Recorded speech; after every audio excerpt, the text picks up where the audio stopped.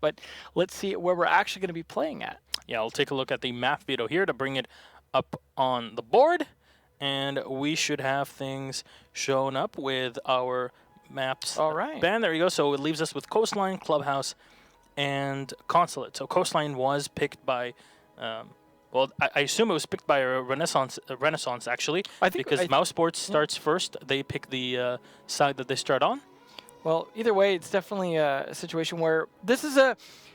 I believe they picked Coastline, but it's a situation where their Mouse is pretty good on all three of these maps. Yeah. Coastline being the one that I would say Mouse is most strong on from what I've seen so far. But in this case, apparently none of the teams wanted to ban any map that started with the letter C from the looks of it.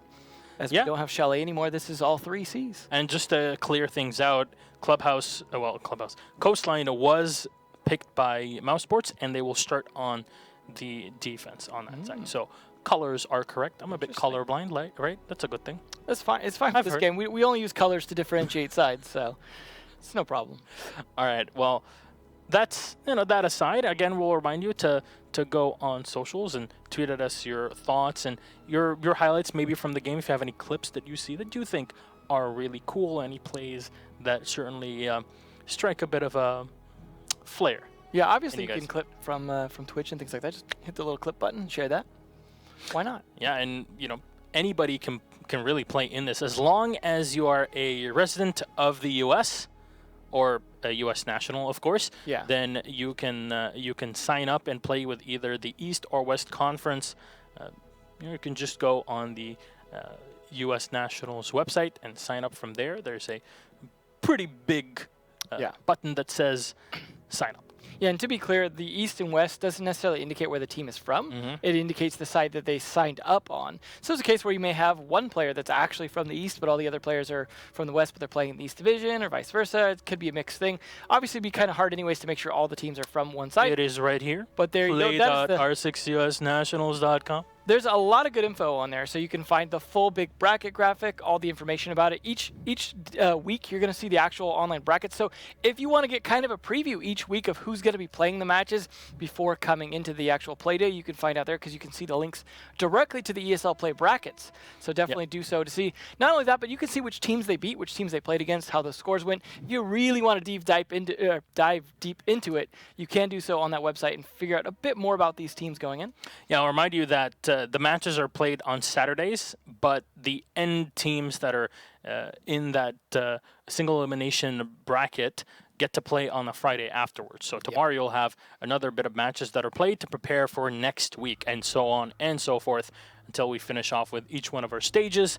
And then finally we get to our wild card stage, and by then it'll be fairly deep into the season. We'll only need 2 teams at the end of it. I'll remind you, only 8 teams will qualify, and all of the players have to be from the USA. But our game is ready. Ladies and gentlemen, let's head in for Renascence versus Mousesports on map 1, and it is Coastline.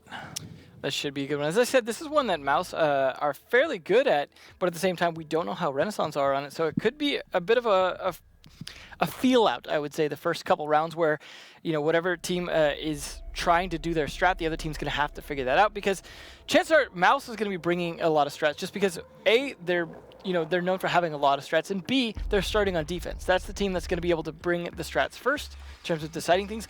Also, they are the team that gets to ban an operator first, so we'll see. I mean, there's a lot of operators that are pretty common to be banned on this map. There's a good chance we'll see Galaz banned, for example.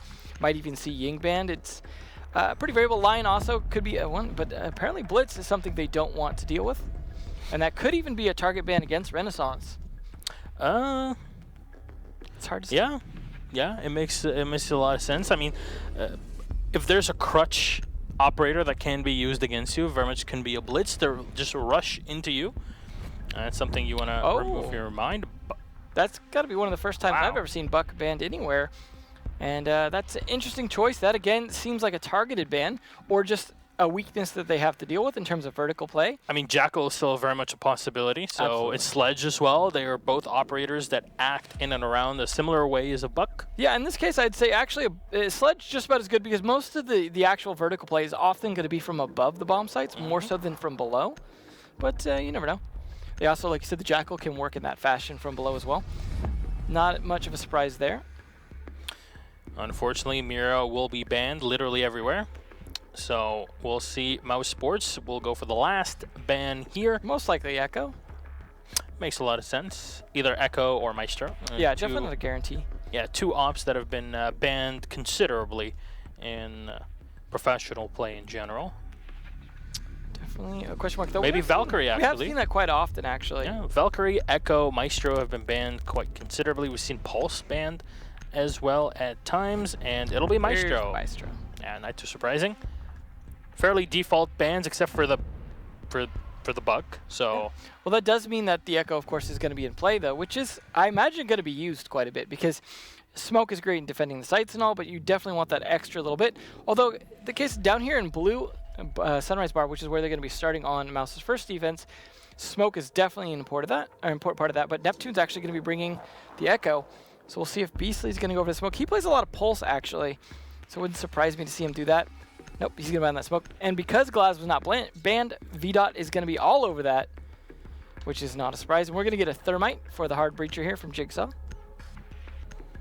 See if we get any 6 picks though. Of course, any of those could be switched off.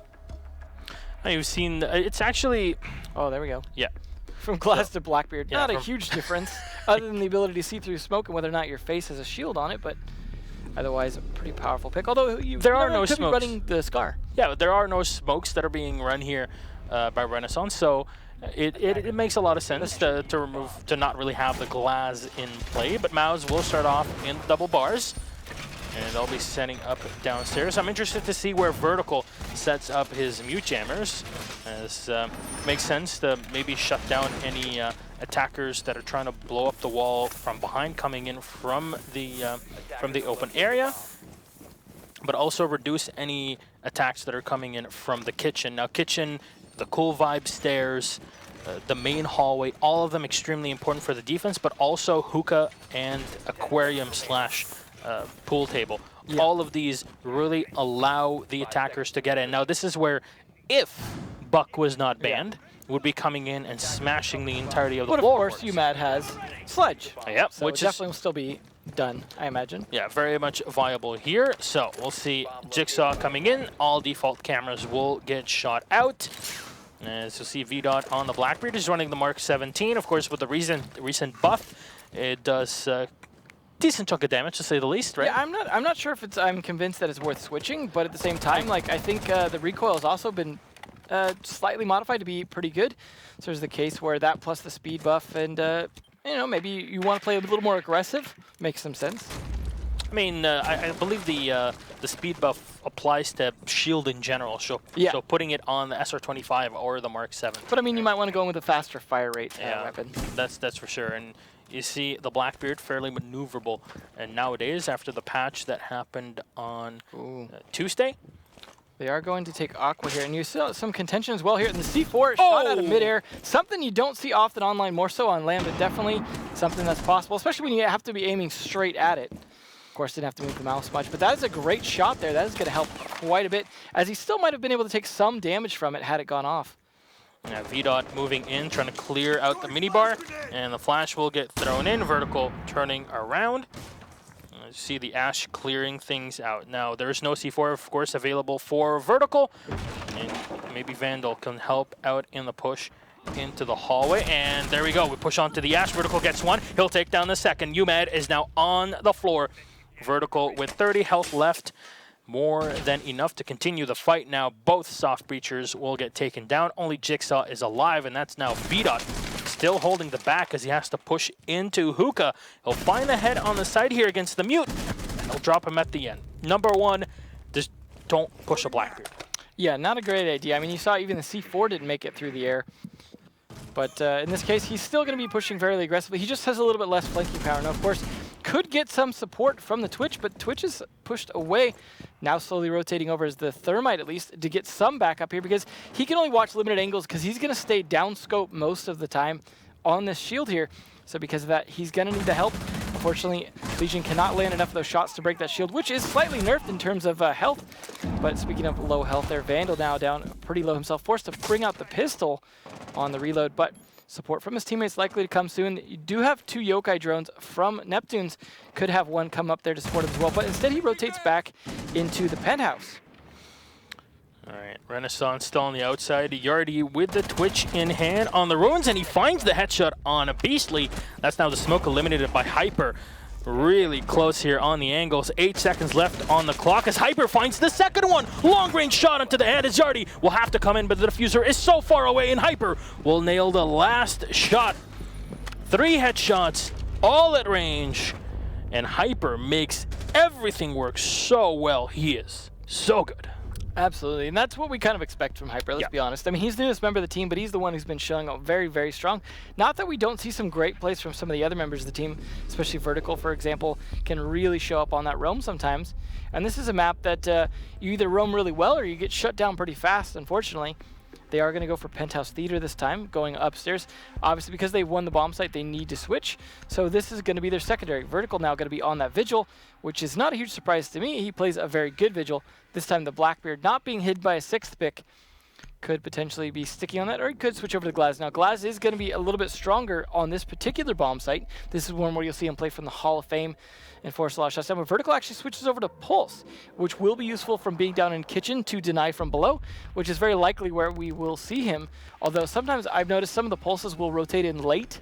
They don't want to be caught off guard there early because it's too predictable. So they'll hide more towards the beginning of the round and just try and stay alive, give additional intel to their teammates. Yeah, it is really all up to Renascence in this one to come in and clear out the Pulse downstairs before they try to push in onto the penthouse. Now, they still stick to only 1 hard destructor, so that is something to keep in mind. Or Hibana is not banned, so there is that possibility. They might just be looking to push either directly into the penthouse, the big bed itself, or even to push in from the back into the theater. Both are very much viable options. And you know, we've seen them work pretty well, especially the fact that mousesports are not bringing a mute, they're not bringing in a bandit in this one. They're definitely risking getting that wall open on them in the bedroom, although I think it's possible to do some other tricks to stop that from being open, but in this case, like I said, it's just the thermite, so they just have to find a way to deny him specifically. Could even see the Pulse playing from below to deny him access to that. That's the thing. Now, for me, it is all up to the IQ and that Ash to really hunt down the Pulse. Now, if Vertical actually plays from downstairs in the kitchen, he'll have Hyper. There you go. Vertical is indeed doing so. Who would have thunk it? VDOT, though, finds the kill on Beastly, who's peeking against the Blackbeard, and he'll get taken down. That's what should be happening if you try to contest an op like that. But you see everybody is set up on the wall, and the information is being relayed in from Vertical. So what is Hyper planning? He might just be looking towards a run out on the outside as Vertical will fall back into the kitchen stockroom. There's not enough information to play off of as he spots the last 2 players going all the way up top. He's not too convinced with the risk. We could see a potential run out there from Hyper as he's considering it. You saw the crack in the door as well. If there's enough opening on that and they're distracted by Vertical over here, he could get a run out on the main Lamborghini doorway, go for some shots on those repellers, all those people stacked up on that delivery door, assuming, of course, MX Reaper isn't there to stop them, but it looks like he's focused on going upstairs instead, and the intel coming out from Vertical pretty consistently here. The ADSs will get taken out by the Twitch drone as Vertical still has a literal beat on his opponents. You see the Claymore that is set up as well right on the exit of the stock of the kitchen. Hyper in Sunrise Bar awaiting any information from his teammate, any order to pounce. Hall of Fame in the meantime will get taken control of as Vertical is set up downstairs. Now UMAD can spot him, and C4 will get thrown up as somehow UMAD will survive this. I'm not sure if this was an intentional bait or not. Now, do you see the trade? Hyper is down on the floor as UMAD is down as well, and Vertical still from below will get the kill. Should be able to pick up his teammate as the Blackbeard enters into the bedroom. And Vandal trying to contest. This time he's the one that's playing on the Jaeger. You see push in from Twitch will get shot down. UMAD as well has been picked up to 50% health. C4 is in, and there you go. Vandal 1, Hyper the second. all on to Reaper versus the 4 of mousesports, who are dismantling the attack of Renascence here. And Reaper will get tagged by the bed. The diffuser's on the other side of the room. The yokai will drop. Hyper comes in from the back, and an easy kill on the Ash. I find it a little strange that they opened that particular panel of the wall, because that's the farthest one from the one you want to open. Maybe they were going for a less predictable plant, but either way, you can still creep over to that side if you want to from the panel that is the third panel, essentially the one that is closest to the bed in the corner right there. Usually that's the one that's open because you can creep on over, and you saw the visibility angle. You saw it from Ash's perspective looking towards the other room, towards theater. The angles there are much harder to fight because the bed headboard itself actually starts to get a bit in the way. That provides a little bit of cover. Obviously that does make for a more predictable C4 spot, but that's only when you're actually going to plant. You did see the C4 unfortunately did come out from below instead, thanks to the Pulse doing a great job. I loved the cover that Vertical was able to provide to save his teammate. You saw his teammate lying on the ground in Sunrise Bar about to die. He came on over, saved his life, picked him back up. Worked out very nice, and despite some of the losses, losing the smoke early, for example, they were able to recover that. B-Dot bringing out something here to try and push their way, and I imagine from delivery, as that's the most consistent way to use candelas to push into the kitchen, assuming they know it's the kitchen, of course, because again, they did with the defense on that, so they have to switch to a third bomb site. In this case, they could go hookah, but hookah is such an uncommon one to pick that if I was Renascence, I would be predicting that they would be playing on kitchen next. Yeah, we'll go down to kitchen, as you were just mentioning. So we'll get to see how this setup is being played by mousesports. Of course, we'll remind you, if you're not really familiar with the format, we play 5 rounds on defense, then 5 rounds on the attack. So once we hit round number 6, we'll switch sides and we'll continue with our plays. That is something that is different to ranked play. And it's first to 6, but with the chance of overtime. If it does end up in a 5-5 situation, we do have best of 3 overtime. So it's a little bit different than some other formats that might be more like best of 1 or the things where they're not going to have that overtime situation. So definitely keep in mind that because it's best of 3 and there is overtime, it could definitely be a bit longer for these teams. So they will have to pace themselves for that possibility. We'll see Beastly again taking a smidge of damage at the very beginning there. He's struggling a bit with that, but nonetheless, going to be just fine for the moment. We are seeing Hyper back on the Jaeger. Last time he wasn't on the Jaeger, he had, I believe it was Vandal playing the Jaeger instead. So he's going to be comfortable switching right on back to that. Vertical playing another roam operator here. Although Hyper trying to play off those holograms, if he can help it. Yeah, of course, Alibi has the holograms that will detect any people that either run into it, shoot into it, or run drone into it. So got to be very careful of what you do. Though the shock drone will get thrown in by the Twitch. Could be used to take out some of the holograms, assuming they find them, and then you can shoot the base of it. Yeah, one thing as well, since we haven't seen a glass yet, but because he's not available, but still, if you're glass and you're looking through prismas compared to an Alibi, they won't show in yellow, whereas if it is actually Alibi, she will show in full-blown yellow, just in case you did not know that. And there you go. They're going to breach into the kitchen just by opening up the side. Yeah, we'll see, though. They did have pretty poor time management last time in terms of their push, taking quite a while. Looks like a similar situation here in the fact that it's already the minute-and-a-half mark. They don't seem to have a ton of map control other than some angles in it, which they're holding from pretty much all the entry points.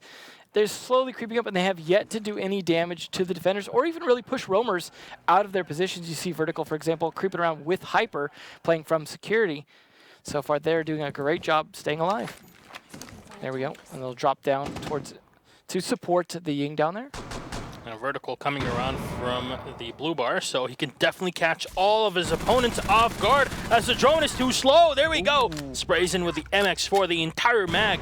Getting 2 kills, and Hyper coming in from the side as well to contest that cool vibe stairs. Hyper gets 1, and UMAD will be down. Now Yardy and Jigsaw, the last 2 alive. As mousesports try to push in against Jigsaw, he will get the kill on Vertical. No damage done to the last 2 players of Renascence, but they have to push through mousesports with 32 seconds left on the clock. You got to be careful with your time management. Well, drop right into the Jaeger, but no, that's the diffuser, and he pushes it right into the hands of Hyper. And now Yardy is all on his own. He's got to frag out against the last 4 players, including the Echo with yokais that are preset on the entrance of the kitchen. Yardy turns around as he's getting contested from the bar. Yardy gets one on the Hyper, but he can't find the rest.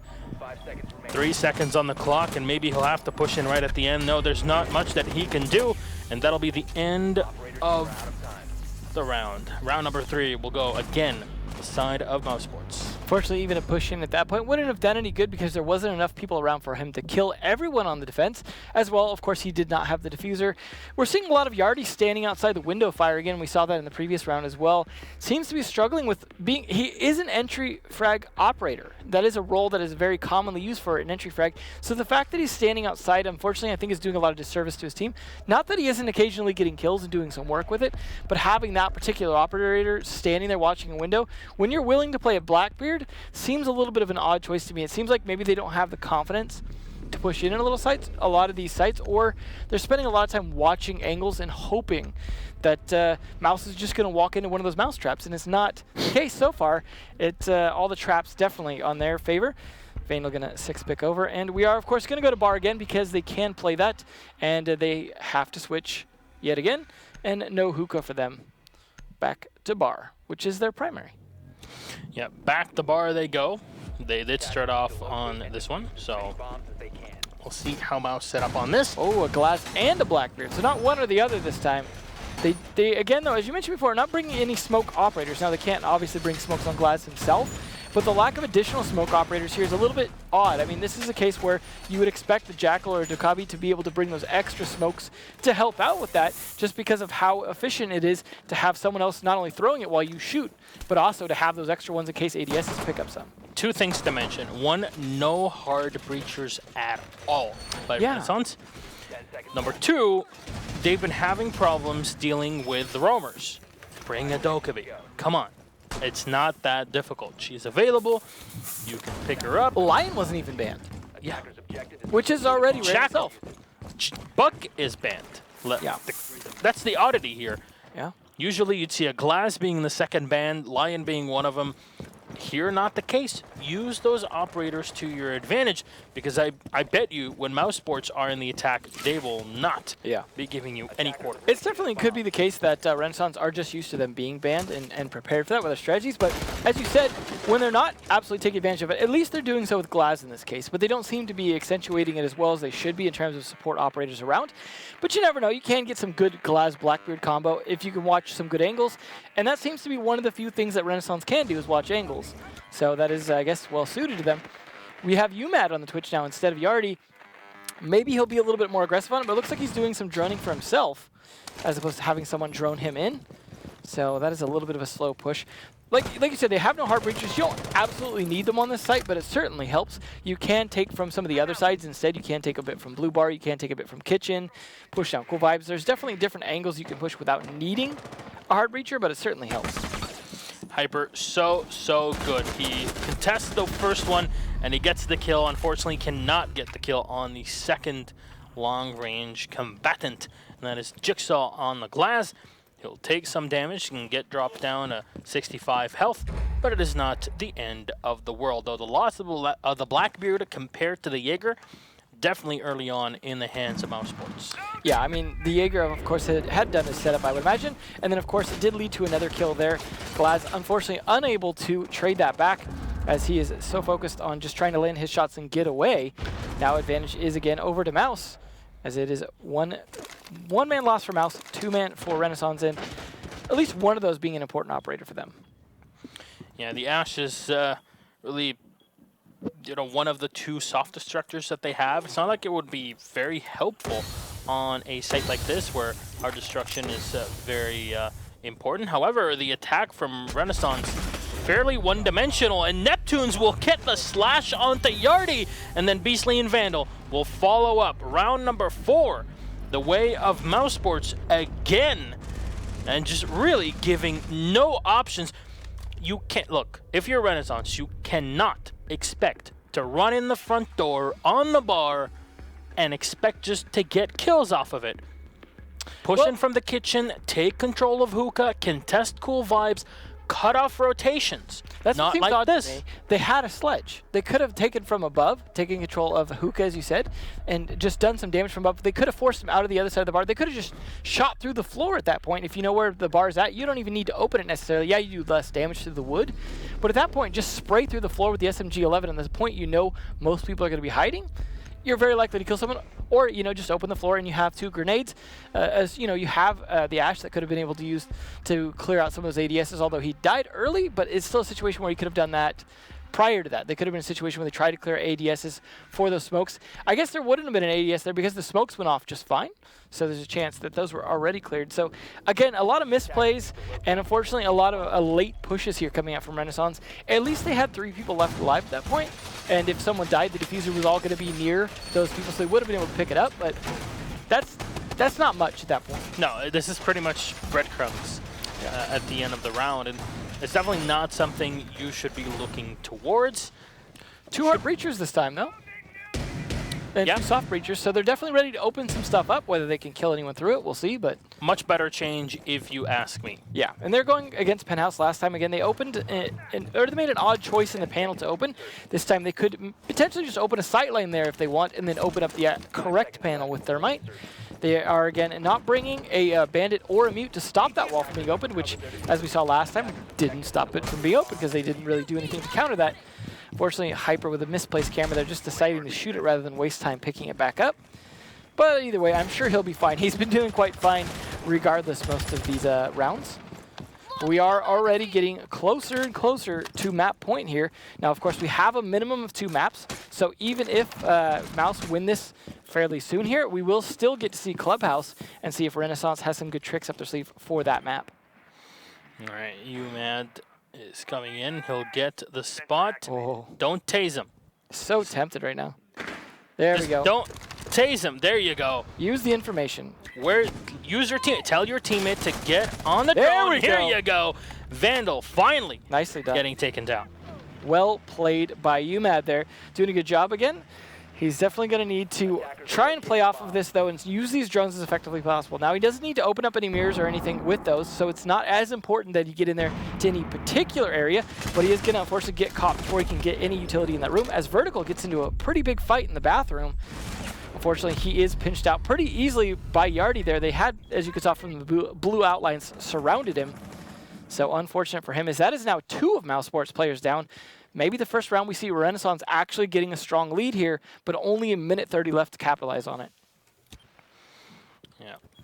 Hopefully this round does not stall out for Renascence. They need to keep the momentum going here. Devin might be able to get the shot. No, Hyper turns around and gets the kill onto Reaper, and he takes no damage in the meantime. Now Renascence losing out on one of their operators. They can, though, open up the bedroom. They'll have to deal with the Nitro Cell here because Hyper can definitely throw that out. They both contest Hyper as somehow he is, again, still alive. 1 HP, though. Somehow I feel like he could still get him one more kill before he goes. I'm pretty sure he can. That is Hyper, after all. Well, that evens things up, at least outside of health. Does use his C4, though, unfortunately does not get any kills out of it. At least there's a situation, though, with 45 seconds left and a 3v3 with a Smoke and an Echo both left alive. Renascence need to start to make a push. Yeah, see the Yokai has been sighted by the Twitch. Tell in the back. The Fuser will get set in by the Thermite. No, Jigsaw is going to try and contest as the Yokai is going to get spotted. And this Neptune's losing out on his equipment. Cast Canister will get thrown into the back as the fire from the FAMAS rages in. The Thermite, though, not being watched. He'll get down. UMAD, though, with a refrag onto Beastly. Hyper solo on health. He can still find it. No, UMAD coming in, and the fire from the F2. VDOT coming in from the side as well as he rotates all the way through the L hallway and into the theater. From the back, the Echo will get shot down, and the first round will be put on the board by Renascence as we switch sides, and not a moment too soon. Definitely.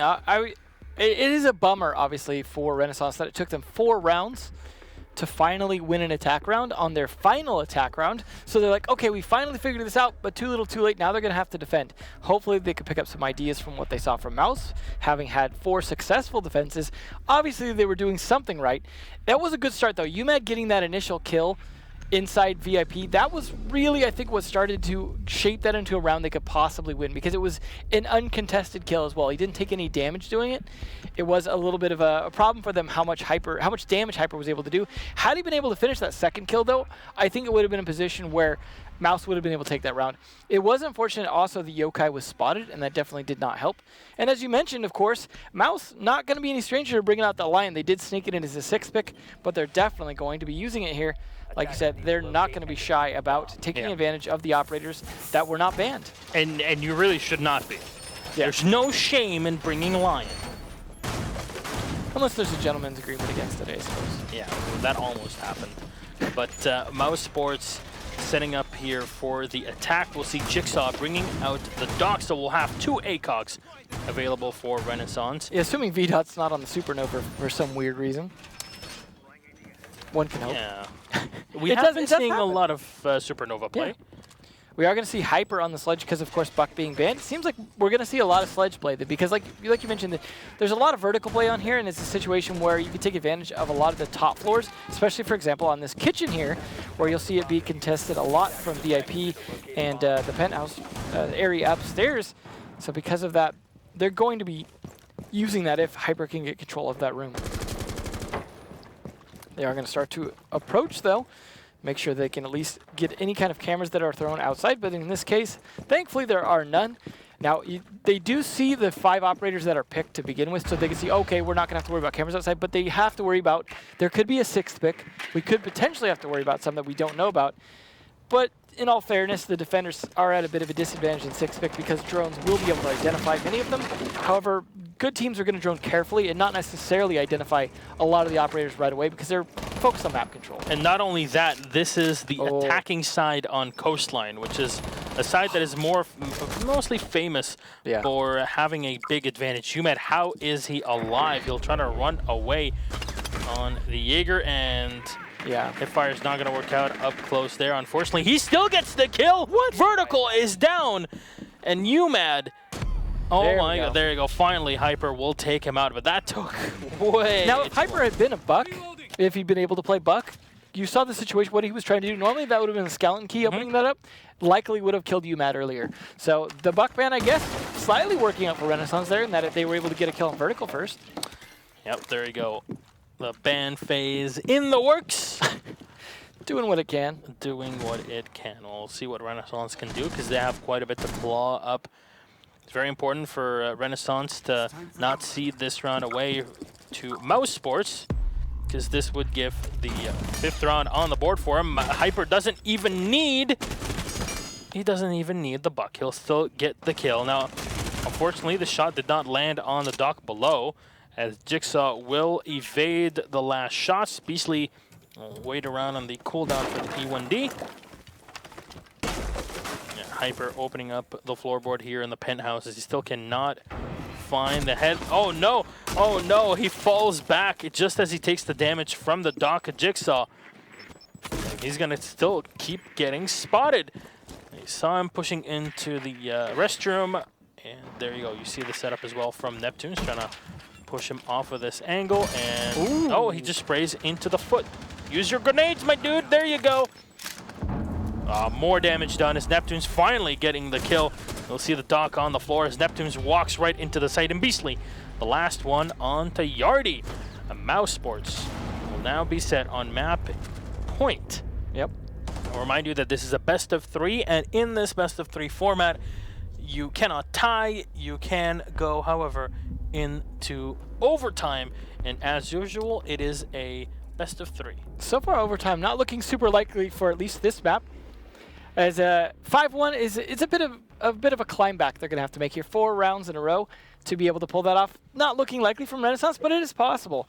Now they have only been on defense 1 round so far. They did lose it, but at least they put a little bit of hurt onto Mouse. If they can figure out what they did wrong, they're gonna try Kitchen again. And this is a case where maybe they'll be able to make it work this time. We're going to see the same operators for the most part looking like from coming out from Mouse. This time not 6th picking over the Lion. Just, you don't really need the surprise the second time. So I appreciate not seeing that consistent 6th pick sort of thing that we see some teams do where they'll just 6th pick the same operator over and over. Jigsaw, on the other hand, is going to use it to actually try and trick them into thinking the dock's going to be coming out again, but has yet to decide. There we go. He's going to be pulling out Echo, which I think is a good choice here. Echo is a nice one, and he's also still going to get the ACOG. As you saw before, they had the Echo and the Doc. This time, the Echo switching in for the Doc means they're going to go for a little bit of different approach here. We'll see if they're able to hold it this time, although I'll be honest, I think maybe one more round at most, just off of what we've seen so far from Renascence, but they could have a little bit of a rally. Yeah, we'll see what they can do in that one. 12. Hyper, not surprising at all. Nope. Living up to his name as usual. That's a dime a dozen, right? Yeah. There you go. That's why that toxic behavior, not so good. Yeah, Mr. Bacon Bear. Well, that'll teach him. A name like that, so toxic. Well, we'll see what they have in store this round. Now, I got to imagine Hyper's going to have to be a little more careful with the sledging. But one thing to note is the sound difference. So sledging can be a little tricky in terms of the sound. It can be a little bit more quiet than the skeleton key sometimes. So it's a situation where you saw sometimes he was opening up the floor and them not reacting immediately. So that is one slight difference in terms of using the sledge to open up that floor in the VIP room. But it didn't end up resulting in any kills. And there we go, almost a kill on Vertical's head there. Gotta be careful. We saw that a couple times from Renascence as well. Just the close calls in terms of almost team killing. It's all planned. It's all to keep the action rolling. They're just keeping it interesting for us. Yeah, so thank you very much both teams, Renascence and mousesports. Though, we'll see the Thatcher downstairs droning through the main hallway, the main lobby. Hyper, of course, setting up still on the bathroom. And we'll drop in the drone.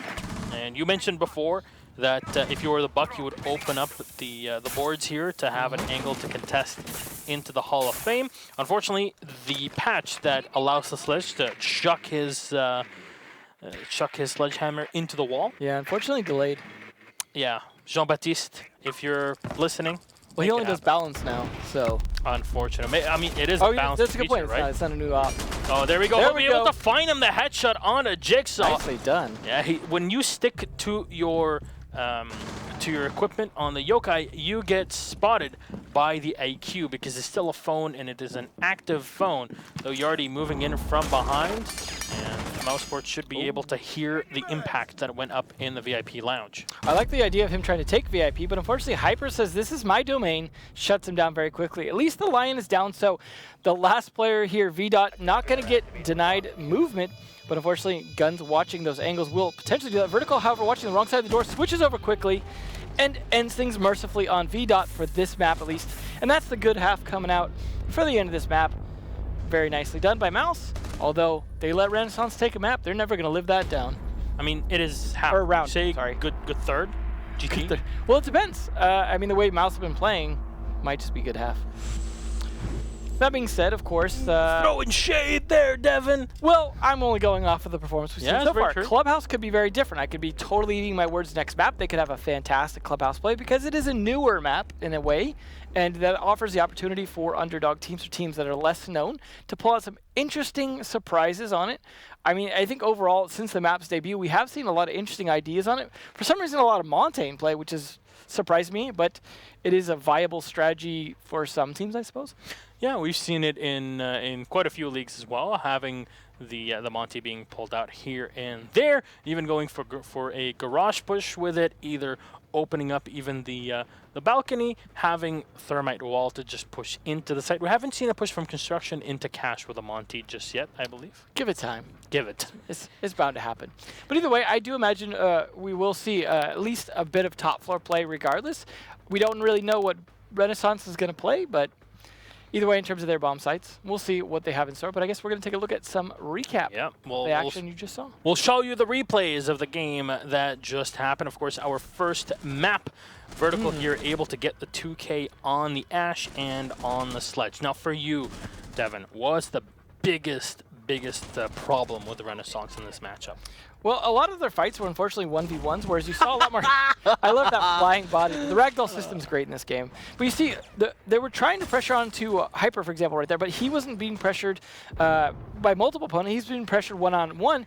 And when we saw a lot of fights won by Renascence, it was either due to good intel on their part, they were like literally able to find someone via a drone, or it was team fights where they were actually taking advantage of finding situations where they could actually get someone and then dogpiling on them instead of just taking it in 1v1s, because they just could not win most of those 1v1s. I mean, in all fairness, Yardi should have won that fight, and it just happened to be the movement of his body down while he was prone. Neptunes was able to get that knife, but Hyper, though, in theory, It did happen last week with that knife.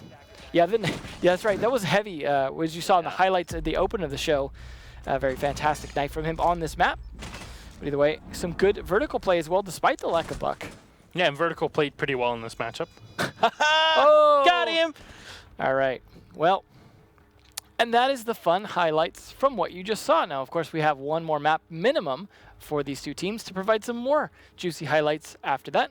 And then, of course, we could make it all the way to map 3. Maybe not as likely, but still a possibility here is, now maybe Renascence have figured out, okay, we know what we're up against. We know how to adjust to it in theory. This is a short little break for them in a sense where they can collect their thoughts, think about it. They may have a coach, for all we know, that could be going, you guys are doing this, this, and this wrong. You guys just need to make those adjustments. Could be. Could be. A lot of speculation. We don't really know, but Clubhouse, like I said, is a little newer, a little fresher, could offer some possibilities they could exploit. Yeah, I'll remind you as well to share your thoughts and tweet at us with the official hashtag R6USN for US Nationals. We already heard your info, and I know I'm far away from Devon, but near, far, wherever you are. Tweet the us. heart must go on. But let's head into the game. Clubhouse awaits. All right. Well, we will, of course, get new bans, new operator bans, because each map gets its own set of bans. Habana going to be the first one going off here for this map. And that is not too uncommon for this particular map, but it is definitely going to be a problem. Could even see double hard breaches, but very unlikely. Blitz Mouse, again. Yeah, but this time it's from Mouse again on the other side. They're on attack, so they're banning second. Do not want to play against Blitz for whatever reason in the current situation. I don't know why. I mean, he's so underpowered right now. Yeah. I mean, he's barely used at all. Yeah, especially not in Latin America for some reason. Yeah, that's very true. All right, sarcasm aside, No, it's definitely it is interesting though, to see it so often, because it's a situation where, I mean, yeah, you could look at, Finka's in play now potentially, maybe something we don't want to deal with, but it's just got to be a preference thing because it doesn't seem to be map specific. Yeah, Maestro Echo here. Maestro Echo, come on. That's very likely. I mean, let's be honest.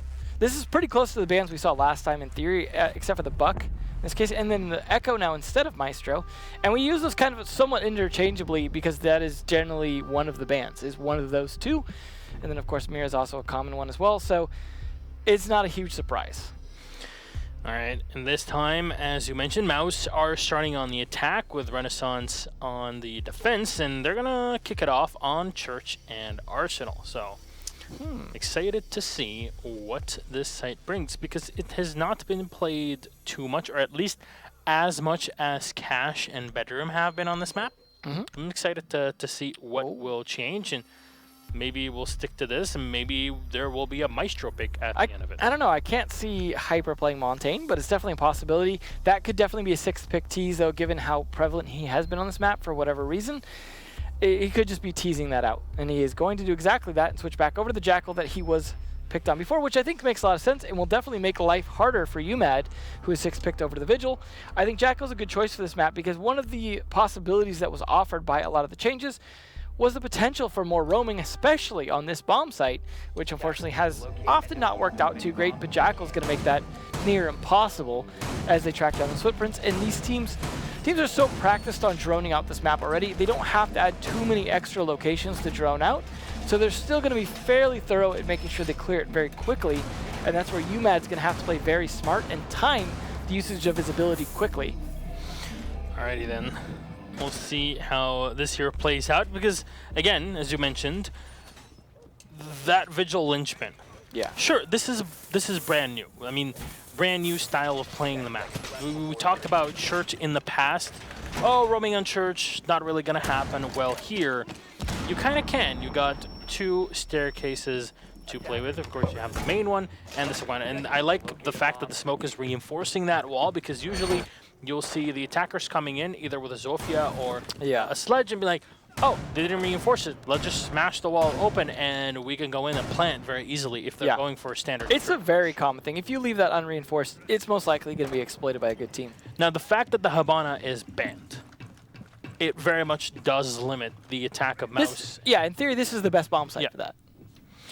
So, of course, Habana, if you have her on here, you got 3 X-Gyros, and all of them perfect to deal with all the hatches, and almost perfect Ash Plate. No, UMAD will still get the kill, and hello, Dot, he's right behind. Vertical still getting the kill. Now, nice pinch attempt, but man. It's a 1-to-1. The Vigil, the Vigil is somehow still alive in Cash Room, but the Jaeger is low on health. Vertical will come in from the side. He's trying to find the angle. Let's see, the Vigil has rotated to the other side of the room. Information will get relayed in for Vertical as he'll try to contest against the SMG-12. Not something that I really would be considering, as the SMG-12 definitely can rip and tear through anything. Beastly coming in from the back will get the kill. So that's all an example of that, there of the pinches I was talking about. Sorry, I didn't mean to interrupt you, but like that is a demonstration of what they were doing correctly in the other map that Renascence were just not doing. So we'll see how the Ash maneuvers in, possibly taking control of those blue stairs. Should not really be anything out of the ordinary with all the hatches being reinforced. The Thermite will set up, and we should be seeing a push in from Moto and from blue anytime now. Yeah, they definitely are going to only be able to open up 2 hatches, which is what you were talking about earlier about Habana being banned, will be a disadvantage on this particular site, because opening 2 hatches is almost mandatory, and that doesn't save you any to open up, say, Church Wall or anything like that. So they're definitely going to have to push down the slower way here. It looks like they're going to go for blue and bar hatch there, and they're going to start to drop down potentially into Moto, as Neptunes has already done so. Has no more EMPs left, so he's not going to be throwing any out from there. But this play from the Legion, oh, there's a smoke as well. Could catch him off guard. Yeah, just a bit of smoke, and this is expended at the 40-second mark, so it's a bit early, but still can be fairly well timed. This second gas canister might get thrown in just a second here to slow down the attack. You see the Ash is already taking control of blue and will be peeking into the armory. It's in the back as Jigs to get one. He peeks for the second, cannot find it. That's up to Vertical, but from the back will still find the kill here. Yardy on a Vertical. It's a 2 versus 2 as Vandal cannot put this down, and he'll get shot down at the end even by a goo mine. That will be it. He's being gooed at the end because it got thrown into him, and the fact that there was the smoke. It's a 7-second plant time, and that is really barely enough to try and stick it. I think the unfortunate thing that round for Mouse was that roamer play up top, right? Where you had the 2 roamers playing the cache area. The part that was kind of the problem for them was the fact that they were coordinating those pushes, but the first person who died was the Jackal. That meant it was a situation where they were having to manually ping with drones, and you saw UMAD on that Vigil was taking advantage of that fact. He kept rotating. Every time he got pinged, killed the drone, rotated to the other side of the room. Continued to repeat that to keep Vertical off his game the whole time, and it absolutely worked. Eventually, it took the sledge coming around from a different angle to actually get that kill. I mean, to be fair, Vertical might have been able to land it with such low health on UMAD at that point, but it was still a situation where they were playing very smart on the roam game in terms of dodging constantly and playing intelligence. I mean, yeah, the Jaeger died getting shot in the back, but he got a kill first, and that was the important thing. Overall, though, I feel like that roam game really helped out, and that's what we're talking about. Is we don't see a roam game very often on that bomb site anymore, but when it works, and it works well inside cache, that's the achievement you get, and that puts Renascence at an early lead. Yep, this is now doubling the rounds that they've had so far in this matchup. So we'll see what happens on this cache/CCTV hold. Yardy will be bringing the Maestro, and this is an operator that I love seeing in general, but also especially when it is a defense on this site, because Garage can be held a bit more effectively. You can put him in the back in the cache room to contest. You can literally put that Maestro anywhere, and he would still be a big part and big efficient part of your defense. Especially on this bomb site. I feel like this is a good one for Maestro, and it's definitely something where good use of those cameras are not only going to help get intel on a push that's coming in without you having to peek too many angles, especially once walls are opened. It's also going to give you the ability to potentially deny some drones and other utility that's coming in, maybe even do some damage to anyone trying to go for that plant if they, for example, lose the smoke, but they didn't bring a smoke, which is an interesting choice here. Now, interestingly enough, the Evil Eye is going to get set really on the workbench in construction, but the sidewall from Kennels is not reinforced. Interesting choice. And the hot tub wall also not reinforced, which means he's going to be able to go in very easily. And now Hyper will hopefully be able to get some footprints before he dies this time. Obviously, those pings are also fairly slow. I mean, maybe a little bit faster than manually sending in drone after drone, I would imagine, though. Speaking of drones, we might just be seeing Hyper moving on to his own. The wall here should not really be reinforced. Oh, there we go. It is reinforced, though. The office into construction wall, and even the second one from construction leading into that cash room. You see the wall on your left-hand side is not reinforced as well. VDOT playing from below. Yeah, there you go. Yeah, that's a lot. The one coming in from Kennels. Interesting. Yeah, well, they're going to start to get set up here, but they're very stacked up, and that's going to give VDOT the opportunity to potentially sneak around. However, you saw Beastly watching the stairwell. Well, there's a nice attempt to use the Evil Eye. Another thing is that the hatch is not open, which is not your standard thing. The breaching rounds will get used here, so the Evil Eye is... No, it does not get destroyed. Oh, my God. No, there we go. Finally, we'll get shot down. Well, in the meantime, they do have the intel that there's a lot of people stacked up in there. It could be something VDOT can take advantage of if he can get past Beastly. UMAD also trying to find some angles, but VDOT slowly approaches, and UMAD actually able to hang out in garage. Could rotate around through a variety of avenues as well if they don't drone him there. Hyper, unfortunately, has not gotten a lot of footprints, but he's still going to continue to gunfight on low health now.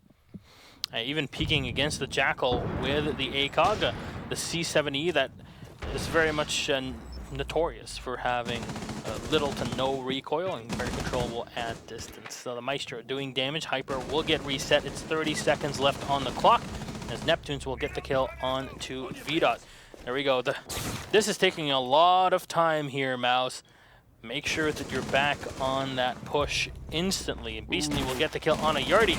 Spray in the back. Beastly cannot find the shot. Vertical might have to rush into the site, and he's not found the angle just yet. Smokes in to ease the Ash into the site, but UMAD will find the hit. He'll find the second one as well as he rotates onto the site. The Thatcher, or the Thermite, will try to plant as the Thatcher holds in from the back. Jigsaw gets the final kill, though, and prevents the plant. And now it's Renascence that puts the round on the board. It's 2 in a row. They're definitely playing a good game in terms of those fights. Just time management alone is ultimately what cost them. You saw they did win the fight against the Roamers, and that was a big deal there, getting that kill onto the Jaeger. But nonetheless, you saw them just stack up inside the construction connector room and not be able to push anywhere from there. I mean, good job on the Jaeger. Having his ADS is a good position, forcing them to fight that Maestro. That Evil Eye took so much utility just for them to get rid of, even though they had a sledge who could, in theory, have just walked up and slapped it. Nonetheless, very, very good play by Renascence and some good frags there, especially from UMAD coming out. Definitely made that a lot harder of a push, and time management ultimately was not on Mouse's side, which is ironic given the fact that they got in to the actual gym and bedroom so quickly, which is just adjacent to the bomb site, that it's surprising they were not able to turn that around into an actual push into the site. Just lack of kills, lack of utility pushing them. So a 6-pick onto the Ella, not surprising. I mean, we've seen Cav, played by Mouse, actually, if you remember. Yeah, vertical. Yeah. He's a bit of a nutter. Yeah, we don't have Cafe anymore in the map pool, unfortunately, but still.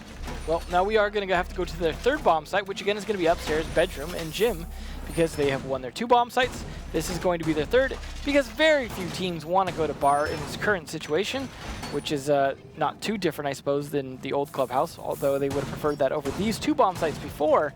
But since the renovations, that has been a bit of a renaissance of clubhouse.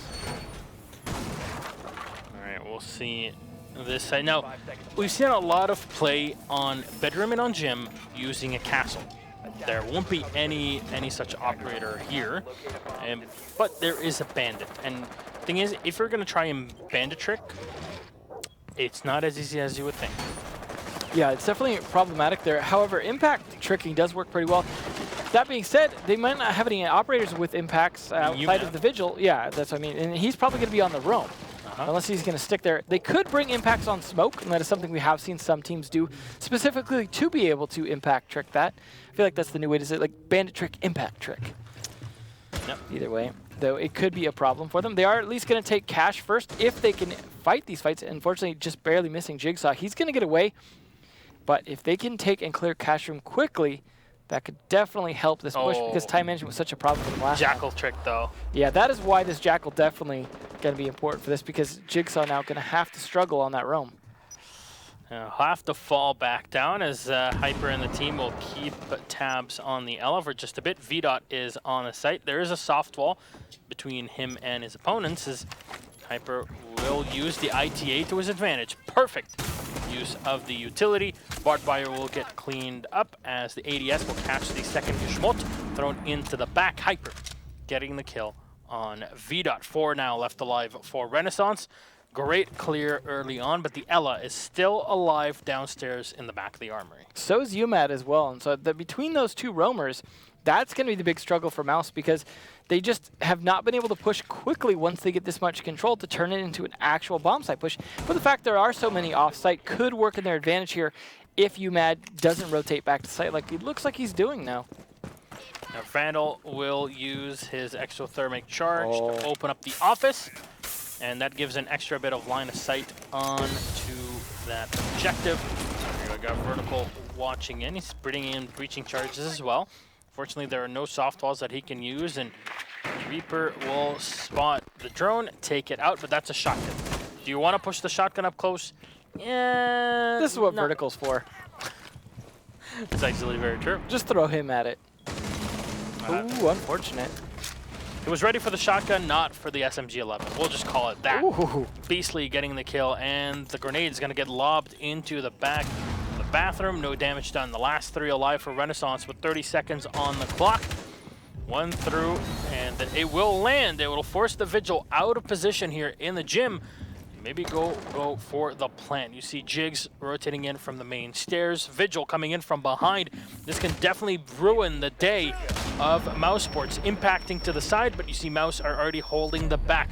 Vandal will try to go for the plant as it will hit. Neptunes will get one. The Ella's last alive, and Beastly will give mousesports their first round of this map.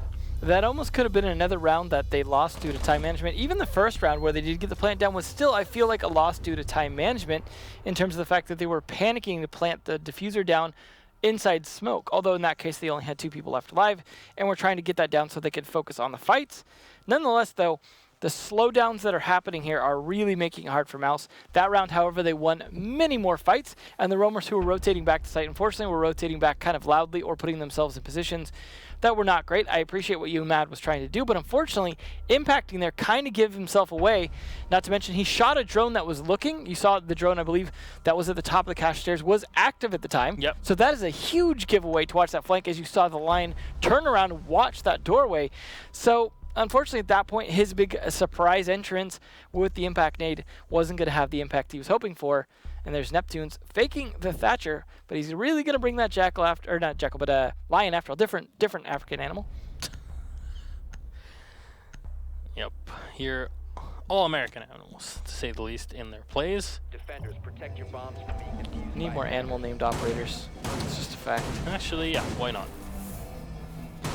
We'll see how this round goes for them, though. They're going back to Arsenal now. This is a bomb site that they won the very first round. They had a good roam on it upstairs in cache room, and I feel like that was a big, big part of winning this.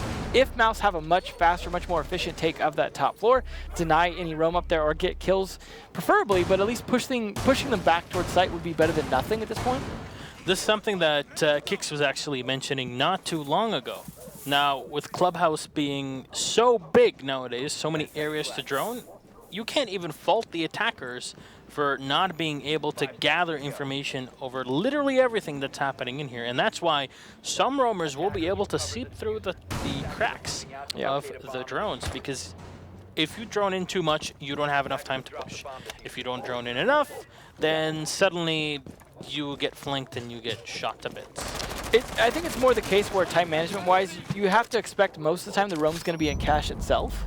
either cache or CCTV, and kind of plan around that and start to get ready for the push as you do it. But of course, Jackal is a big help in making sure you know exactly where they are. Now, the Vigil will get spotted, so a perfect spot here for team for mousesports. Now, this is a case where they could take from those windows as well onto that small little stock room. And it's a case where the top of blue stairs is a place he can roam and potentially get back to site if he needs to. In fact, that's exactly what he should be doing right now. He's going to continue to try and fight it, but ultimately rotate back to blue. This line, unfortunately, just going to find out exactly that, just confirming he has escaped. And that will save them a little bit of droning, but they are going to contest that generator down in blue still nonetheless. And Hyper, instead, looking through the crack here, hoping to catch someone off guard and start to open up some of that wall for an angle. They could also try and find an angle onto the back of that minibar if they hold the right spot. And actually, it looks like the defenders have opened up some angles for them. Now, I'm very confused by the reinforcement there in blue by Renascence. I would have seen, you know, a side being reinforced and the middle right behind the generator being left open as a rotation, because that rotation hole is very exposed once the attackers move in, and they can even find an angle. You see Zofia vertical having found just a teensy-weensy angle to play with. Well, time management, not so great, but the upside here is Mouse has actually forced them all pretty much back to site, which is a good position to be in. Yeah, I mean, it's a bummer to fight 5 people, but not having to fight them up in cash room for a good 30 to 45 seconds is a huge improvement here for Mouse. They just need to execute, and they're not really in great positions to do so just yet. They have a lot open, and they're getting ready to push, but you see, there's the pulse, though, of Jigsaw just right around that corner below the master stairs there. Vandal still on the drone, and what is that peak? Yardy will go down. They lose the bandit, and the man advantage will go the way of mousesports. Vertical just moving into the site. He'll get one, but then gets dropped. He can push himself out, and Neptune's just spraying in with the Lion, having detected his opponents. UMAD will get one on the downed Vertical, who did not really push himself back up using his Zofia passive. That's Hyper with one on to UMAD, and Hyper will get the last one on to Reaper mousesports to tie it up 2-2. Well, they definitely corrected the flaws in their previous attack. Were able to figure that out. Droned a lot more effectively. And that time, of course, like I said, Jackal didn't die early, and that was a big game changer for them because it did force the defenders back to site.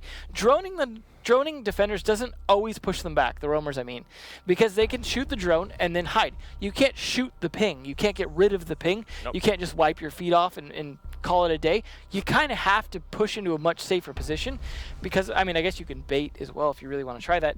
But because of that, because of the Jackal surviving and being able to get some tracking going on, force them back to site, and then just all the intel still available for Mouse at that point. You saw the amount of droning, the amount of the Lion EE1D, everything they were doing to try and figure out where those defenders were positioning themselves worked out for the most part in their favor, and they just picked them off one by one by one until they had huge man advantage and then pressed that onto the site.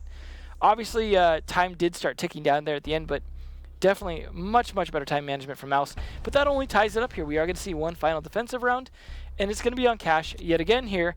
They didn't necessarily have to switch. They could have stuck on Arsenal or could have even played Bed and Jim again, but instead going back to cash, hoping this will be as successful as it was the last time since Arsenal was not. Because this one was a different situation than what we saw with Arsenal, where they were able to, you know, hold cash the first time, and then of course they weren't able to because they were forced off. This time, I don't feel like the Jackal offers as much power to change this defense, because most of the time it was just they were holed up very tightly inside cash, and that was what won them the round. Could see a similar situation this time. Here, I think Dokkaebi would have been a much better operator to pick. You know, maybe extra grenades as well. Maybe the Finka. Of course, to remind you that Finka now stole the grenades from IQ. She creeped her way in the middle of the night into the Team 6, Team Rainbow barracks and took those grenades off of Miss Bundespolizei. So, not that great of a... just playing a hot potato from Capital at the end of the day. And the thermite before him. Just pass them around. Yeah, this has been the worst trade deal in the history of trade deals. Which of course reminds me now that they did take away the ability to pick up and throw back grenades. That was taken away a little while ago. Yeah. I watched Pojo Man's List Digest. Yeah, the throwback from Adam. Yeah. That was a throw if I've ever seen one. Classic Adam. Yeah, that was... never change, Adam. Always enjoyable videos. I'm glad to see there was finally a new one out. But nonetheless, here we are. They've got hatches open. They're starting to put some pressure on. They are outside. Again, that wall is soft, leading in from the hot tub. I would have recommended reinforcing that, force them to potentially consider using a thermite or have to come in through the windows, because knowing that they're going to be running a sledge every time makes that basically free to get in. And then Hyper has pushed his way in just as aggressively as he did last time. Now, last time we saw him push in, kind of be the point man so he could catch the feet that left the barbed wire coming from the bedroom door into connector. But in this case, hopefully he's going to play it back a little bit further, because last time he took those gunfights a little bit aggressively, and it was a situation that just did not really turn into a lot of kills. We'll see, though. Could play it a little bit smarter this time. All right, VDOT moving up. As you see, Beastly holding up on the stairs. There is one player below him, so definitely see the push from VDOT to get the kill. There's Hyper coming in from the office. They'll try to contest. All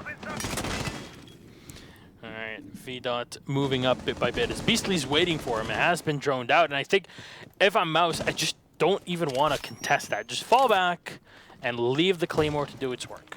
Yeah, no, that's definitely a good point, because having to manually watch those stairs definitely takes one person off of any kind of other flank watch, or in this case, having Beastly do it is a waste of his grenades.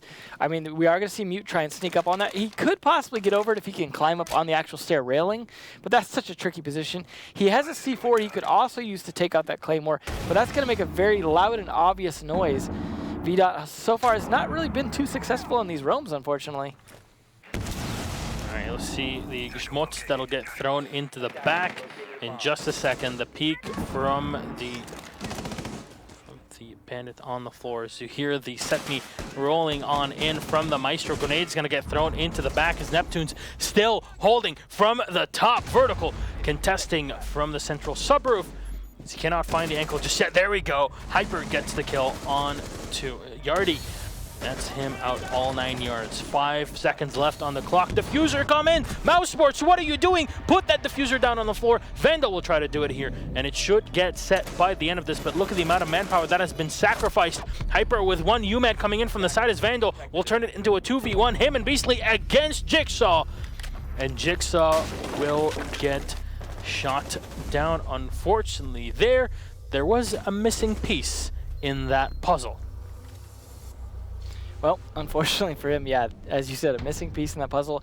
The missing piece, though, was just them not taking advantage of the plant having to go down. They needed some explosives at that point. Unfortunately, VDOT, being the roamer, actually was in an unfortunate position, because let's say VDOT hadn't have gone for that roam up the stairs, he would have had a C4 available potentially. Had they been going for that plant desperately through that smoke, and VDOT said, hey, I got a special delivery for you guys, boom, that's the end of it, because they had to stick that plant because they were out of time.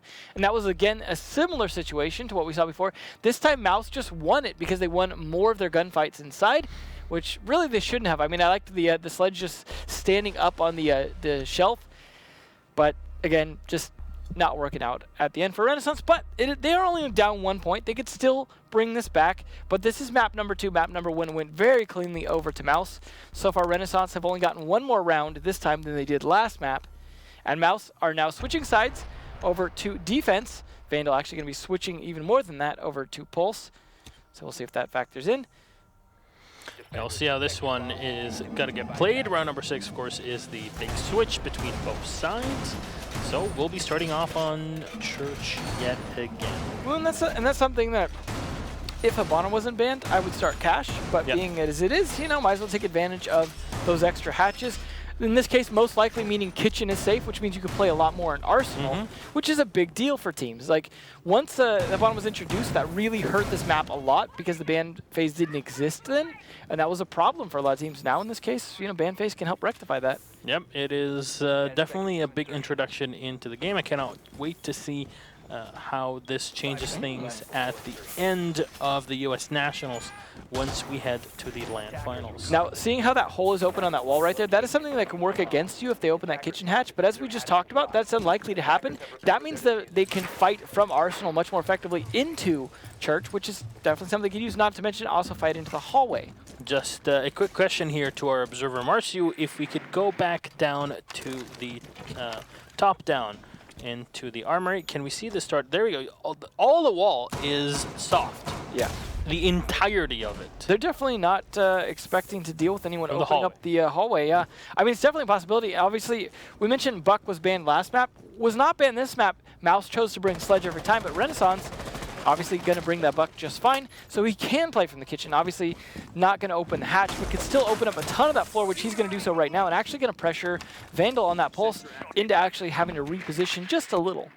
Yeah, now you see the hole that is opened up right next to the kitchen hatch. That is to throw up an impact grenade and take it out, and even to throw out a C4 just to be sure. Now, there are no impacts that are available. At least, I don't think Beastly has brought any. And nope. So there you go. Ooh, the Montaigne. I didn't even notice from VDOT here pushing the smoke.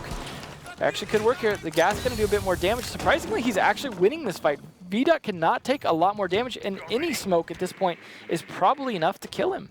And that's why if you're playing Monty coming into the tunnel, all you have to do is stay in shield position. If you push yourself away from it, you're basically throwing the whole advantage away. Well, you're supposed to have someone behind you to do the actual shooting. Nice rotate here, and that's unfortunately going to catch MX Reaper off. Drone sees the person who killed him, and he's got a teammate right behind him. So they're ready to trade the trade at this point. Oh! Not that they're going to need to. Vertical with one. Jigsaw will get the kill on Beastly as Hyper takes down Yardy from the side. There's still two players coming in from the freezer as explosives are going to get thrown in here. The Monty will try to fight against the L as only one bullet will land into our Polish operator. Jaeger is still behind to help, and Vertical is maybe getting ready for a jump out. However, the Twitch is moving in from construction. Well, at this point, you don't even need to jump out. Just let Monty stay there. He's not accomplishing anything. Vandal just has all the info on this. He'll set up to contest the Twitch in the back. The Monty will come back in.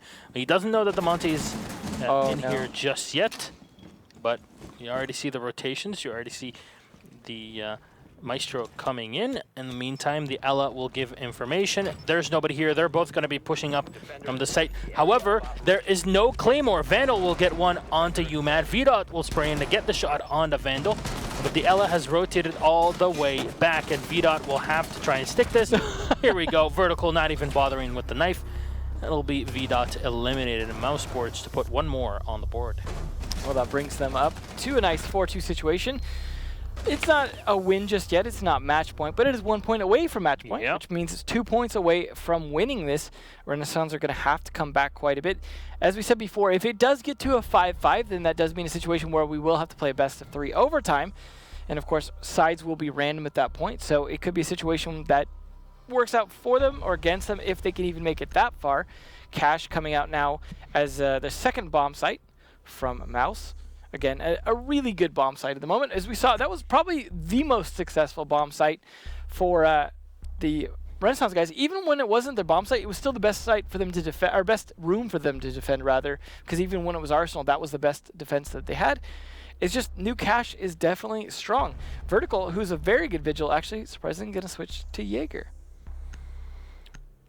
Now, if, we've seen Disenchanka play Hyper on the Jaeger, but it doesn't really matter. You can put him on the MPX as well, and he'll be doing quite a bit of work. Now, I'm a big fan, of course, of bringing the Maestro on the set, as I mentioned before, and I'm always curious to see which positions teams will be really showing in their setups with the Evil Eyes. Yeah, definitely the case where those are very, very useful, as we saw from the defense of Renaissance. Well, I believe we saw Mouse setting up one Evil Eye there just before we cut away. And, I mean, they're very likely to be close to site. This is not necessarily a bomb site where setting up too far away with those Evil Eyes is too useful, but you can potentially use them in garage. You could potentially use them in the connector, the construction room. So there are a few other spots you could use as well. And this stairwell is a new addition to the map in terms of being able to push in and not having to climb a ladder to get up to the catwalk. And the catwalk also has the window now on it, so teams aren't forced to use any kind of explosive to open up a rotation in the garage. So overall, a nice bit of a revamp. Yeah, it's we talked about this earlier on in the season as well. These small changes to the map have made it so much better to play. That definitely is for sure. I like the two-man catwalk approach here because they're so focused on the one that they can see that Hyper's in position. Imagine he's checking his cameras right now, but he's also in a position to sneak up on them when they think they're in the middle of ambushing vertical. They're starting to open up a lot of angles. Surprisingly, they did not reinforce the garage doors. That is one thing you often do as a defender on cache because it's so useful to deny those alternate angles. I think the two reinforcements that have been played are set up in the office and construction. That's why they're not being played here. As you mentioned, I like to have at least one of these garage doors that is reinforced, most likely the left-hand side one. MX Reaper, though, has taken control of the area downstairs as UMAD will try to chuck a grenade up. Unfortunately, it does not connect. Drones as well will get taken out as Hyper has the small angle by the railing to try get a shot on his opponents, just try to move into the site. Look at that. So much fire being sprayed into Hyper here, but the ADS is still capping as much of the utility out, and that is the second frag grenade removed. A minute 30 to accomplish nothing except for wasting a lot of grenades and doing a tiny bit of damage to vertical here. mousesports are already winning this round, but at least the fight being won by Yardi, take it down vertical. But like I said, a minute 30 to do this, not great. Not to mention the number of drones that have been lost. There's still a Nitrocell available. The shots will get thrown in here as UMAD is just waiting until the Valkyrie moves away. No matter what, he should be able to get this kill, but somehow Hyper is still alive. The C4 will get thrown out as it will not connect with anybody. Door outside is going to get open as Jigsaw will get one. Yardi even with the impact on to Hyper from his lifeline. It leaves it in a 2 versus 5. Renascence trying to bring this back in here as Neptunes will watch the stairs and he'll get the kill to turn it into a 4v2. Now VDOT will go down. 40 seconds left on the clock. The smoke of Beastly takes a bit of damage, but he'll throw up the canister. Yardi will find the hit though on his Zofia, and connecting will be Beastly. Turn it into a 1 versus 3. Bit of damage still done to Jigsaw, and there you go. He still gets the kill. Final frag on a Beastly. 4-3 scoreline. Definitely some good play towards the end there. Unfortunately, like we said, spending so much time clearing that garage, but ultimately the rest of the time, at least the other operators doing their job getting into positions, the Thermite especially from Jigsaw, doing a great job that round getting into the right positions and winning the fights that maybe he shouldn't have won, but nonetheless did win. And that's going to give them a little more chance to stay in this here, saving a round that was definitely going downhill fast with a flurry of kills towards the middle. And cache going to be tried yet again here. This time, the Monty may be coming out from VDOT. Vertical may be going to stick that Vigil this time as well. I did, again, like the play that they had on the catwalk. They did a very good job. Ultimately, the missed shots from Hyper in terms of the angles he was working did kind of cost him his life because they gave extra exposure to that Sledge, who did a good job taking some shots at him, but ultimately not getting the kill. And Vertical instead going to go with the Pulse. But Monty, looking like it could be stuck here from VDOT. We'll see. Got a few more seconds, and he is going to stick it. All right. So this makes a lot of sense. You want to push Garage. Because there was so much effort from Renascence to try and push into Garage, they bring the Monty here to make it a bit simpler than before, and maybe this will work again to tie up the scoreline, because last round, even without him, it ended up working. And if you look at the frag out there, UMAD actually has more than anyone else on Mouse, despite the fact that they are point down, so good on UMAD in terms of doing what he can to at least contribute to his team. Somehow VDOT able to leave a drone just sitting there on top of the bomb. Feels like I'm watching one of those just moments in casual ranked where they're just allowed to stick that right on top of the bomb and no one sees it. But nonetheless, I think they caught it. So good for them. Get that setup going. Some barbed wire. Not too many changes really here on the defense though, but I would like to see what Vertical does on that Pulse. That's going to help things out as opposed to, I believe last time he was on Jaeger. Ooh, all the way down there. Wow. Okay. All right, the long flank. He does have those blue stairs to work, though. So that will make it somewhat quick for him to be able to get a kennel's flank, potentially, or even push into the garage via the lounge. This drone here could actually... Oh, the camera's going to get spotted. There you go. Nice. Unfortunate for Hyper. Ooh, the Monty already up at the top of the catwalk window here. They're not even really on site for the most part here. He's to make easy work of those batteries. That is an unfortunate oversight, allowing him to just walk up to that window like that. Yeah, it seems like Mouse without an extendable shield being put up front here, they can't really get the job done. You see the Monty cannot move in without being detected and contested. Yes, the Sledge is coming from the side. He should be able to open up the wall as it was not reinforced. And Jigsaw here Very easy to open up the sidewall. Early on, this is huge advantage for Renaissance with 1:55 on the clock. It's absolutely insane here. Well, they have not gotten any kills yet. Vertical is sneaking around. Could be a game changer if he's able to get a couple critical kills. He does have Hyper with him as well. They could make this work as they're playing very, again, off-site. They're going to make a little bit of noise opening up something, but that's pretty far enough that that door being open might not be heard. Beastly, however, has taken a lot of damage in the meantime, and he's critical in stalling this out from that push from Thermite. So he needs to stay alive and not overextend himself. The rest of the team needs to start pushing against this attack. However, it has stalled out a little bit with minute 20 left. Yeah, the Evil Eye that is set at the top of the white stairs will give information to the defenders. You see the Maestro has maneuvered around, still expecting maybe somebody to push him from below. There's a drone that just ran up and gave information of what is on the back site. Cash room, he already will take damage. Just 1, 2, 3 sniffs as well as he has to fall down. The Monty's on the floor, he gets taken out. One gas canister is all it takes and everything stalls out. The C4 will be thrown up, but it does not connect. A lot of damage though has been done to Renaissance, and the wide angles are not impossible to deal with here. However, the Ash's position is insane on the rappel. Neptune's with one onto UMAD. Hyper with the second. Cannot find the angle on the Ash. There's two players that are waiting for this MX Reaper. Will get one. You need the run out. There you go. Hyper will get one, and Vandal with the second. And all will be done. Renaissance are all on the floor and dead. And mousesports will put themselves on map and match point. Well, unfortunately for Vertical, that round could have been a lot shorter had he triggered his C4 just a little bit earlier, and it's a fortunate bit of timing as you saw him pick up the pulse, but too little too late to actually trigger that pre-placed C4. And that was an unfortunate bit of timing. I mean, I guess at least he didn't just throw it, you know, early in the round with disregard, but nonetheless, that could have been a game ender right there had he been able to get the kill on the planter. But either way, the Monty getting down, like you mentioned, that really turned things around a little bit. And then the run out, of course, was a little bit late, but better late than never as long as you succeed in getting those kills. And the long roams, ultimately, as I was saying before, paying off in terms of getting the kills. And like you said, map and match point now. Renaissance going to have to win 2 rounds in a row just to stay in this with no guarantee of even getting this map. Very much the case. And even if Renaissance tied to go into overtime and they win that overtime, they still have a 3rd map to go to. Definitely not easy. So we'll see if mousesports will spring the trap or fall into one themselves, as you can sniff the cheese at the end of the tunnel. Ah, it tastes good. It's camembert. Sitting there for Mouse. No, it's actually I can't say camembert because it's not U.S. What's American cheese? Cheddar. Cheddar cheese? Well, there's literally American cheese. Yeah. It's called American cheese. Is it actually cheese? Yep.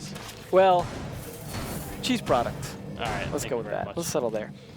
Makes a fantastic grilled cheese. But in this case, Renaissance are the ones who are not cooking. They are definitely going to have to find something here because Arsenal was one last time on defense. So far, the only bomb site that's really been a struggle was Cash, which Mouse lost the first time and nearly lost the second time, but did bring back. So Arsenal, they can go to again, and this is something they're going to prefer.